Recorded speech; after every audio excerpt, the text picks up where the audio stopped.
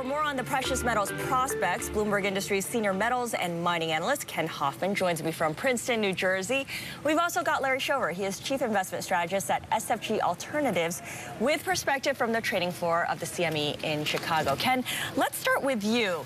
Gold is continuing Friday's sell-off, or it was at least initially. It now has stabilized a little bit here. When you look at what's going on, I know that you've been talking about gold falling so much last year, 28%, and then recovering in 2014.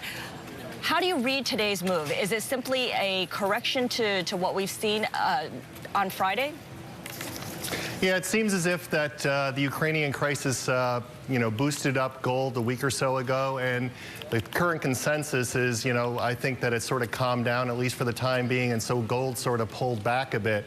You continue to have gold sort of in this $1,200 to $1,400 range, $1,400 an ounce range for almost 6-7 months now. And so everyone's trying to figure out, the bears are going to talk about taper, the bulls are going to talk about Asian demand. Well, Larry, let's bring you in here because I know you are not impressed with gold's rally so far this year, even with the double-digit percentage gain. What is your trade? Right now, I would be short futures. I'd pick a spot right about here, 1338. I would look for a hard buyback around 1280. I mean, I think Ken brought up some very good points that we could have some snapback. People were trapped in this broad and volatile trading range. On the upside, I would be stopped out really hard at 1360. So basically, I'm willing to lose $220 to make $580 in the short term while we're trapped in this broad and volatile trading range.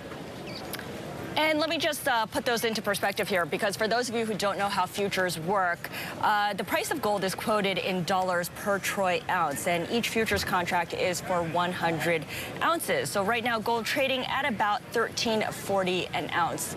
If you were to sell gold futures at $13.32 per ounce and able to buy it back at $12.80, that's a profit of $52 per ounce. But since the entire contract is for, again, 100 ounces, if that really happens, you'd make $5,200 for every contract you bought at this level. Ken, there is a lot of lingo that futures traders use. We just went through some of it. One key thing that you should know, one term, is tick. Tell us what that refers to and how you would use it. Sure, a tick is the minimum amount that the price of the gold contract can move. So in this case, for gold, it's about 10 cents per ounce is the tick. What you then need to take into account is, as you said, the 100 ounces. So in terms of a minimum move, it's $10 per ounce. The $100 times the 100 ounces times the 10 cents. That gets you to the $10 per contract minimum move. Larry, are you factoring in at all the data coming out of China, the bigger than, or I should say, the unexpected plunge in February exports and what that means for commodities and therefore gold as well? Not really, because right now China gold stocks are very high. We saw a frenzy buying April through June of last year. It's hard for me to think that that's going to repeat itself, especially the stocks being as high as they are. I mean, the bottom line is that the normalization of monetary policy is a sword over gold's head, and I don't see it shaking out anytime soon. All right, thank you so much. Larry Shover at the CME, Ken Hoffman in Princeton, New Jersey. Thank you for joining.